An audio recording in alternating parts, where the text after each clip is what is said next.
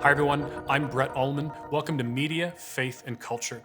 Now this talk is going to be geared to students, but we as adults, parents, leaders, there's tons of stuff that we can learn from this talk as well. Before we begin, let me just go through a quick, let's just call them ground rules. The first I would just say is I'm coming from a faith perspective, so there will be kind of a Christian context to what we say today. Number two, the Bible says to test everything. And the truth is, I challenge you to test the things that I'm saying. Now, we're not in a room where you can put up your hand and ask a question, but you can send me a message later online if you have any. Number three, it starts with you.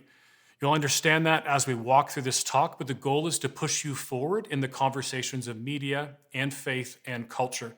You'll also understand how those three things kind of work together as we walk through this. Also, a quick background on me. I live in a town called Ajax. Ajax is about 45 minutes east of the city of Toronto in Ontario, Canada. I'm married with two kids. My daughter is just about to head into university for her first year, freshman. My son is a senior in high school, grade 12. My background is education. I was a teacher for 10 years with the Toronto District School Board before moving full-time into this as a speaker back in 1996. Now, I speak on current issues, talks like this one on media. I do a talk on parenting called Navigating Everything. I speak on sex, pornography, dating, men. Probably my largest talk, though, was on mental health. It's called The Walking Wounded, and that's actually my journey as well. I struggle with a pretty severe anxiety disorder, and if you're interested in that, just go to YouTube and search The Walking Wounded, and you can find my entire talk on that. Today, there is a lot of stuff we're going to go through, and I would just say I encourage you to be a good learner, not just be a good listener. Meaning, don't just stare at a talk and maybe nod your head or whatever we do as Christians when we listen to things, but maybe be a good learner. You can take out an iPad, take notes physically, digitally. If you want to post something online, you can. The point, though, is we need to figure a way to connect our ancient faith with our modern world, with conversations dealing with media and faith and culture. Now, quickly, I just want to say that I do have a new book out, and the reason I'm plugging this is the conversations we do today, many of them are actually in here. Now, if you're a student watching, you're like, the book says parenting, navigating everything. First 6 chapters in this are actually made for parents. The rest of them are actually made for anyone. The goal was to make it so that if it's on mental health or engage in the culture or media, kind of the things we're talking about today, that anybody could read it, a student or a parent, even though there's these little paragraphs trying to give us, as parents, tips and tricks. So I would ask you as a student a very simple question. Are you prepared? Are you prepared for the world that you're living in? Now, the truth is, this chart, which is grade 1 through grade 12, is what you're already past. You're in junior high or senior high, I'm assuming. This is actually my own children on top and then my kids' best friends on the bottom. It was in grade 1, one of my daughter's friends' parents got divorced, and we began to have really tough conversations with a grade 1. In grade 2, my daughter was on a trampoline. One of her friend's older sisters struggled with self-harm. Again, really tough conversations with really young kids. In grade 3, my son saw his first pornographic image on my computer at home, and I'm the one who teaches you how to not have that happen for the most part. I teach you about filters and other things, but the truth is it's not if you see pornography, it's probably when. Music began in grade 4. My daughter came home and wanted a song. It was one of those moments when music kind of, around that grade 4 is when pop culture and other things kind of start coming into the home. Dating began at the beginning of grade 5 for my daughter and her friends, and it's one of those things that in our house, in my dating talk, I talk about we didn't really allow my kids to date till they were 16, but most of my kids' friends began dating very early, and drugs were found in my kids' school in grade 6, and probably every single year from there to where they are now. On the bottom, grade 1, these are my friends' children. Bullying in grade 1, like being bullied so bad they won't go to school. Anxiety disorders in grade 2. I'm 49, and I struggle with mental health, and I can't imagine what it's like maybe for you being a young adult or a teenager, but I really have a heart for someone in grade 2 who struggles with these things.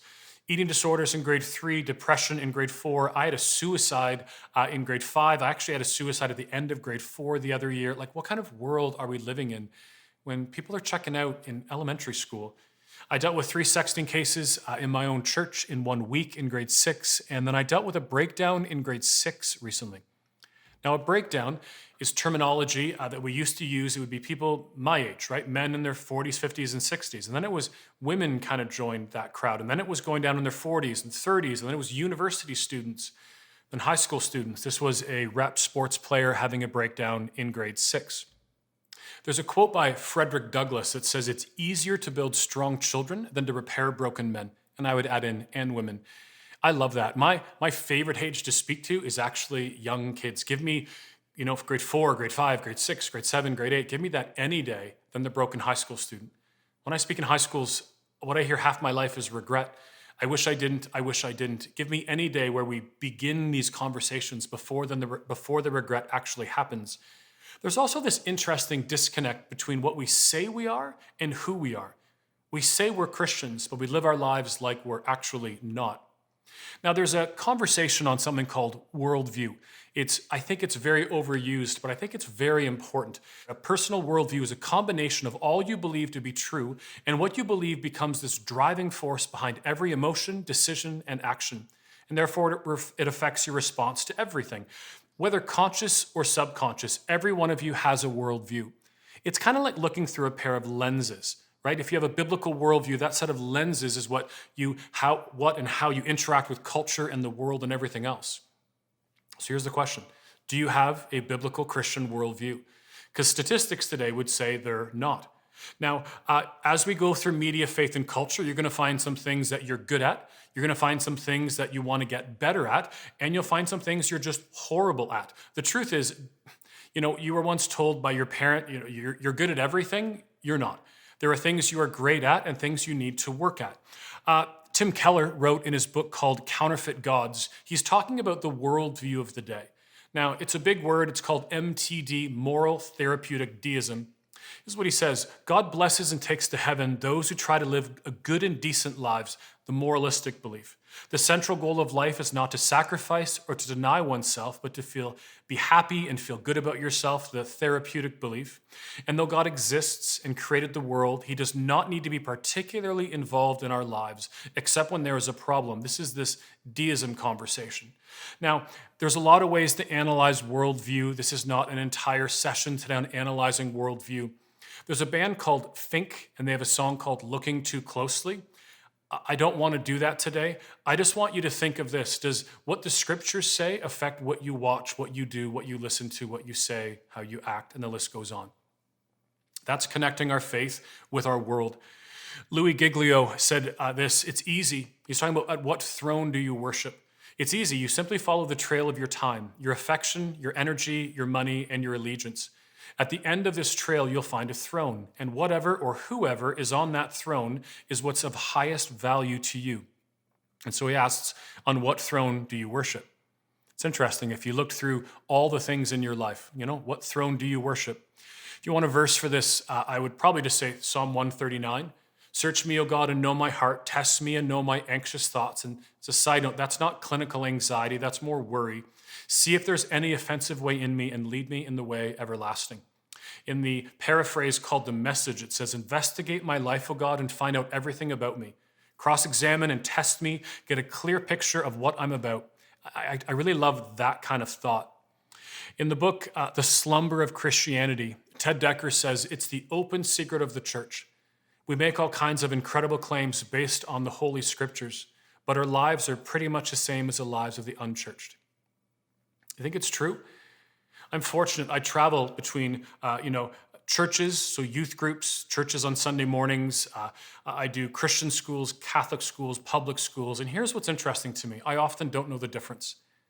Quite often, I'm actually at a speaking date and I'm sitting out in my car and I'm hearing people talk. And recently I'm hearing people talk and I'm hearing guys discussing kind of the quote unquote Me Too movement, talking about how sexualized music is. And I'm like, wow, I guess I'm at a Christian school. And then I realized I'm at a public school. And then one day I'm at a faith-based school and I heard the most vile language coming from a group of kids. And it's just like, it's interesting today, just what you see as you travel. In John 14:23, Jesus says, if you love me, you will do what I say. Do we do what Jesus says? Do we even know how to connect our faith and our world with the conversations of media? So this is just a quick introduction to our conversation today of media, faith, and culture.